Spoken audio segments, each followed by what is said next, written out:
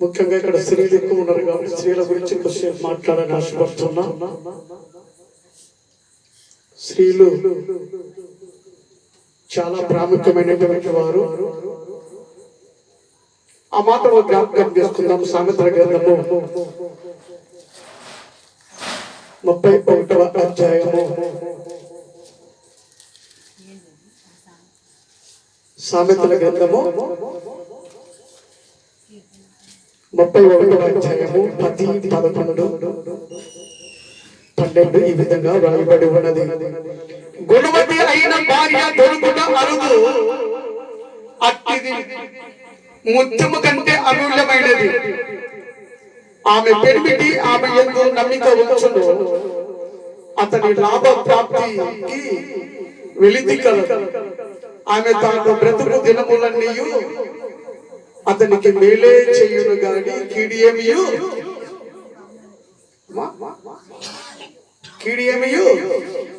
చెయ్యదు.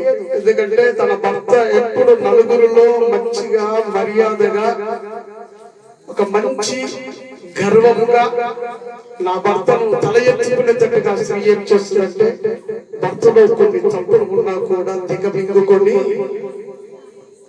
ఎదుటి వారు గొప్పగా చూస్తున్నటువంటి వారు అంటే ఈ స్త్రీలు మాత్రమే. అది పురుషులు చేయలేనటువంటి పని.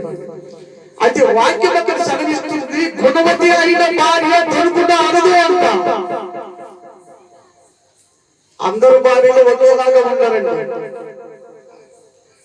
ఒక్కొక్క భార్య చూస్తుంటే పీకేసి పందిరేస్తుంది. ఒక్కొక్క భార్య చూస్తే ఏమంటుందంటే లేఖనము, గుణవతి అయినటువంటి భార్య దొరుకుట చాలా అరుదు. ఇది నిజమండి. మనం అనేక ప్రాంతాలలో అనేక నివాస స్థలాల్లో మనం చూస్తూ ఉంటాం. పరిశుద్ధ లేఖనము ఇక్కడ ఖచ్చితంగా మాట్లాడుతూ ఉంది, గుణవతి అయినటువంటి భార్య దొరుకుట అరుదు అంటే చాలా కష్టం అండి. అలాంటి భార్య దొరుకుతైనా ఆమె ముత్యము కంటే ఎక్కువ అన్నట్టుగా, ముత్యము కంటే అమూల్యమైనట్టుగా వాక్యంలో మనం చూస్తూ ఉన్నాం. ఆమె వాళ్ళు చాలా అరుదుగా దొరుకుతారంట. మనం అనేక సార్లు చూసుకుంటూ ఉంటాం, అయ్యా ఈమె ఇట్లా, ఆమె అట్లా, ఆమె ఇట్లా, ఈమె ఇట్లా అని. అయితే ఈ గుణవతి అయినటువంటి స్త్రీ దగ్గరికి వచ్చేసరికి, అయ్యా ఆమె పర్వాలేదయ్యా, ఆమె దేవుని యందు భయభక్తులు కలిగినటువంటి స్త్రీ. ఆమె ఇలాంటి పిల్లలు దొరకడం చాలా కష్టం అండి. అయ్యా ఎక్కడ చేసుకున్నామయ్యా ఈ అమ్మానంటే మేము పలానా ప్రాంతంలో చేసుకున్నామయ్యా, ఆ ప్రాంతం వాళ్ళంతా చాలా మంచి వాళ్ళని మనం రకరకాల ప్రాంతాలలో మనం వింటూ ఉంటాం. అయితే ఇక్కడ లేఖనము మాట్లాడుతూ ఉన్నప్పుడు లేఖనానికి విరుద్ధంగా ఎవరైనా జీవిస్తున్నటువంటి వారైతే లేఖనం వెళ్ళి వారిని కూర్చుతూ ఉంటుంది. మీరు వాక్యం గమనించాల్సిందిగా మీకు తెలియజేస్తున్నారు. గుణవతి అయినటువంటి భార్య దొరుకుట అరదు, అట్టిది ముత్యము కంటే అమూల్యమైనది దేవి యొక్క వాక్యము తెలియజేస్తూ ఉన్నది. అయితే కొంతమంది స్త్రీలు ఉంటారు, ఎప్పుడు మనం అద్దంగా కూర్చొని ఆ అద్దం ముందు అడ్డు ఇటు దువ్వుకుంటూ రకరకాలుగా అన్ని వాళ్ళు తిలకించుకుంటూ చూస్తూ ఉంటారు. ఇంట్లో పనులను కూడా పక్కన పెట్టి వాక్యం తెలియజేస్తూ ఉన్నది. సామెతల గ్రంథము 31వ అధ్యాయము 30వ లేఖనంలో తెలియజేస్తుంది వాక్యము, అందము మోసకరము, సౌందర్యము వ్యర్థము, యెహోవా యందు భయభక్తులు కలిగిన స్త్రీ కొనియాడబడును. హల్లెలూయా, హల్లెలూయా. అక్కడ ముందుగా చెప్పినటువంటి లేఖనం ఏమంటుందంటే, గుణవతి అయిన భార్య దొరుకుట అరుదు, అది ముత్యము కంటే అమూల్యమైనదని దేవి యొక్క మాటలు చక్కగా తెలియజేయబడ్డాయి.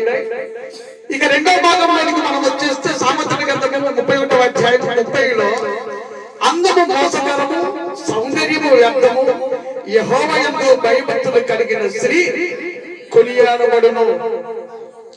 ఇక్కడికి వచ్చేసరికి ఈ వాక్యం ఏం తెలియజేస్తుందంటే, ఈ అందం అనేది చాలా మోసకరం అండి. ఈ సౌందర్యము వ్యర్థము, యెహోవా యందు భయభక్తులు కలిగిన స్త్రీ కొనియాడబడును. ఎవరు కొనియాడబడతారమ్మా? యెహోవా యందు భయభక్తులు కలిగినటువంటి స్త్రీ మాత్రమే కొనియాడబడుతుంది. హల్లెలూయా. ప్రపంచంలో ఎంతమంది స్త్రీలు ఉన్నా కూడా వీళ్ళు వ్యర్థమే. ఈ సామెత గ్రంథంలో అనేక విషయాలు తెలియజేస్తుంది. గుణవతి అయిన స్త్రీ ఎలా అని తెలియజేస్తుంది, వివేకం లేని స్త్రీ ఎలా అని తెలియజేస్తుంది, జ్ఞానము గల స్త్రీ ఎలాంటి అని తెలియజేస్తుంది. ఈ అందము ఎంత మోసకరమైనది కూడా ఈ సామెతల గ్రంథంలో స్త్రీల గురించి మరి చక్కగా మళ్ళీ సొలొమోను రాజు గారు మళ్ళీ ఇక్కడ వర్ణించి లేఖనాల్లో రాసినట్టుగా మనం చూస్తూ ఉన్నాం. వాక్యం తెలియజేస్తుంది అందము మోసకరము, సౌందర్యము వ్యర్థము. మనం ఎంత సౌందర్యం చేసుకున్నా, మనం ఎంత మేకపులు చేసుకున్నా, రకరకాలుగా మన జుట్టులు తినుకున్నా, ఆ అలంకరణ ఎలా చేసుకున్నా కూడా వ్యర్థము. వాక్యం ఏమంటుందంటే భయభక్తులు కలిగినటువంటి స్త్రీ కొనియాడబడము. ఆ స్త్రీని ఎప్పుడు కూడా కొనియాడబడుతూనే ఉంటుంది. అయ్యా ఎందుకు ఆ మాటలు అక్కడ రాయబడ్డారంటే ఆమె దేవుని యందు భయభక్తులు కలిగినటువంటి స్త్రీగా ఆ లేఖనాల్లో మనం చూస్తున్నాం. నా మాటలు మీరు గమనించాలి. అక్కడ వాక్యం చెప్తుంది ఈ అందమనేది మనకు వద్దు, అది వ్యర్థము అన్నటువంటి పైభాగంలో ముందు మనం చూసుకున్నట్టయితే ఆమె గుణవతి అయినటువంటి స్త్రీ ఆమె దొరకటము ఎంతో అరుదయ్యా. అలాంటి స్త్రీ దొరికితే ఆమె ముత్తము కంటే శ్రేష్టమైనదని దేవుని యొక్క వాక్యం సెలవిస్తూ ఉన్నది. ఈ అందము సరైనటువంటిది కాదండి. కొంతమంది స్త్రీలు అనేక విధాలుగా అలంకరణ చేసుకోవచ్చు కానీ అదే పట్టుగా ఉండి అలంకరణ అలంకరణ అలంకరణ వాక్యం లోపల భాగంలోకి వెళ్తే ఏమంటుందంటే వెలుపలి అలంకరణ వద్దు, లోన నీ హృదయంలో అలంకరణ కలిగి ఉండు అంటుంది. మనం గుడ్డి వాళ్ళం కావచ్చు, నడవలేనటువంటి వారము కావచ్చు, ఎటువంటి వారమైనా కూడా ఏమంటుందంటే వాక్యము దేవుని యొక్క వాక్యము కలిగి నువ్వు లోపల అలంకరించుకోవాలని చెప్తుంది. మనం ఇక్కడ ఎన్ని అలంకరణ చేసుకున్నా కూడా అది వ్యర్థమేనని పేతురు రాసినటువంటి పత్రిక పేతురు 1:24 ఈ విధంగా రాయబడి ఉన్నది. సర్వ శరీరులు గడ్డిని పోలిన వారు, వారి అందమంతయు గడ్డి పువ్వు వలె ఉన్నది, గడ్డి ఎండను దాని పువ్వులను రాలును. అయితే ప్రభువు వాక్యము ఎల్లప్పుడూ నిలుచును. వాక్యం చెప్తుంది నీ అందము గడ్డి పువ్వు లాంటిది, అది వాడిపోవును. గడ్డి వెండినట్టుగా అమ్మా ఆ పువ్వులు వెండిపోయినట్టుగా వెండి పువ్వులు కానమ్మా వాక్యము ఎప్పుడు కూడా ఎల్లప్పుడు కూడా మన హృదయంలో నిలిచి ఉంటుందని దేవుని యొక్క వాక్యం తెలియజేస్తుంది. హల్లెలూయా. ఎందుకంటే మనము అందము కాదు మనకు కావాల్సింది ఆంతరంగంలో ఉన్నటువంటి అందము కావాలనుకున్నాం. ఇంకా వాక్య భాగంలోకి వెళ్తే మీరు జడలు వేసుకుంటాయి, మీరు బట్టలు వేసుకుంటాయన్నయు సగం మాత్రము వస్త్రములతో మీరు అలంకరించుకోవాలని.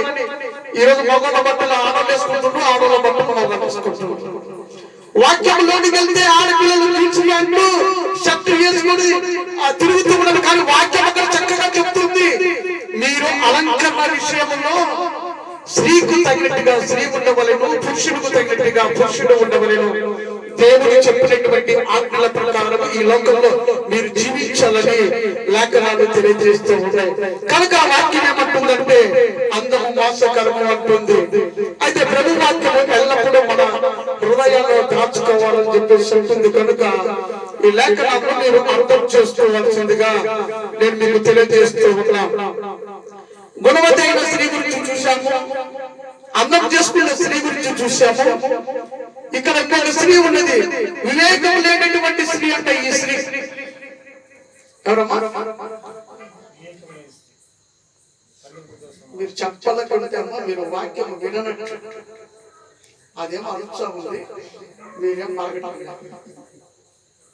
ఇక్కడ వివేకము లేని స్త్రీ, ఆ స్త్రీల గురించి సామెత చాలా వివరంగా తెలియజేస్తూ ఉన్నది. ఇక్కడ కింద భాగంలోకి వచ్చేసరికి వివేకము లేని స్త్రీ ఆ మాట మనం జ్ఞాపకం చేసుకున్నాం. సామెతల గ్రంథము వివేకము లేని సుందర స్త్రీ పంది ముక్కున బంగారు కమ్మి వంటిది. హల్లెలూయా. ఇక్కడ ఈ స్త్రీ వచ్చేసరికి ఈమె వివేకము లేని సుందర స్త్రీ అంట. ఈ స్త్రీకి వివేకము లేదు, కానీ ఈమె అంత చాలా సుందరంగా ఉందంట. చాలా అంద చందాలు కలిగినటువంటి స్త్రీగా ఇక్కడ భక్తుడు వివరించున్నాడు. వివేకము లేని సుందరి స్త్రీ పంది ముక్కుకున్న బంగారు కమ్మి వంటిది. హల్లెలూయా. వాక్యం చెప్తుంది, ఈ వివేకము లేని సుందరి స్త్రీ పంది ముక్కుకున్న బంగారు కమ్మి వంటిదంట. చూడండమ్మా ఎంత చక్కగా ఒక పక్క బంగారు కమ్మిని చూపిస్తూ ఉన్నాడు, ఒక పక్క పందిని చూపిస్తూ ఉన్నాడు. ఈ పందులు ఎంత శుభ్రం చేసి వదిలిపెట్టినా కూడా వెళ్ళి మళ్ళీ ఎక్కడికి వెళ్తాయమ్మా? వృద్ధలోనికే వెళ్తుందంట. అక్కడ వాక్యం చెప్తూ ఉన్నది, వివేకము లేని, గమనించాలి 22:11-22, వివేకము లేని సుందర స్త్రీ. అక్కడ వివేకము లేనని చూపించాడు, పక్కకు వచ్చేసరికి ఏం చెప్తున్నట్టే సుందర స్త్రీ అని చెప్తున్నాడు. అంటే ఈమె చాలా సుందరంగా ఉన్నది, చాలా చక్కగా ఉన్నది, ఈమె చాలా అలంకరించుకుని చక్కగా ఉన్నది. కానీ ఈమెకి ఏమి లేదు, వివేకం లేదు, బుద్ధి జ్ఞానం లేదు, ఎవరితో ఏం మాట్లాడతారో తెలియదు. అయినోళ్ళ దూరం చేసుకుంటుంటారు కొంతమంది. ఎందుకంటే ఈ మాట వివేకం లేదు. వివేకము కలిగి మాట్లాడితే ఎదుటి వారు ఆకర్షించబడతారు. కొంతమంది మాట్లాడితే అమ్మాయి నెమ్మదించాలి, నీతో నేను మాట్లాడినా శాత కాదు కదా. ఎందుకని అంటారు? అడ్డదిడ్డలుగా మాట్లాడుతూ ఉంటే వీళ్ళు అంటూ ఉంటారు, మరి మాట్లాడలేము, నీతోటి నాతోటి అయ్యే పని కాదు. అయితే ఈమె సుందర స్త్రీ, వాక్యం చెప్తుంది ఈమె సుందర స్త్రీ. అది ఈమెకేమి లేదు, వివేకం లేదు. కనుక పందిని పొలిచి ఆ పంది ముక్కుకున్నటువంటి ఒక బంగారు కమ్మి లాంటిదని చెప్పేసి వాక్యం తెలియజేస్తుంది. ఇలాంటి వివేకము లేనటువంటి వారు మళ్ళీ పంది ముక్కుకున్నటువంటి ఒక బంగారు కమ్మి, అంటే బంగారు కమ్మిని ఎందుకు చూపించారంటే ఆ బంగారు కమ్మి విలువ కలది, బంగారు విలువ కలది. అయితే ఆ విలువ కల దాన్ని ఈ పంది ముక్కుకు తగిలించినా కూడా అది పొందలోకి వెళ్ళిపోతుందని చెప్పేసి వాక్యం చాలా కఠినంగా మాట్లాడుతున్నది. కనుక మనం ఎలా ఉండాలా? వివేకము కలిగి ఈ లోకంలో మనం జీవించాలి. ఎదుటి వారు వచ్చినప్పుడు వాళ్ళు ఎలా పలకరించుకోవాలి, వారిని ఎలాగా మనం ఎలాగా సడవలసిందిగా దేవుని బిడ్డలైనటువంటి మీకు నేను తెలియజేస్తున్నాను. ఇక్కడ ఇంకొక స్త్రీని చూపించాడు ఆయన. ఈ స్త్రీ ఎవరు? జగడగొండి స్త్రీ అంట. అమ్మా, ఈ స్త్రీ జగడగొండి స్త్రీ అంటే ఎప్పుడు కొట్లాటే ఏం పని ఉండదు. అలాగే మనం చూసుకున్నాం జగడగొండి స్త్రీ 21 సామెతల గ్రంథము 21. ఎన్ని సామెతల గ్రంథంలో బాగా చక్కగా రాశారమ్మా. సామెతల గ్రంథము 21 ఆ 19 సామెతలు 21. ప్రాణము విసిగించు జగడగొండి దానితో. చూడబోయిన లేఖనం ఎంత కఠినంగా రాశారంటే, ప్రాణము విసిగించు జగడగొండి, మనం చుట్టుకున్నట్టు రాశాడు ఇక్కడ. జగడగొండి దానితో కాపురము చేయుట కంటే అరణ్య భూమిలో నివసించుట మేలంట. హల్లెలూయా.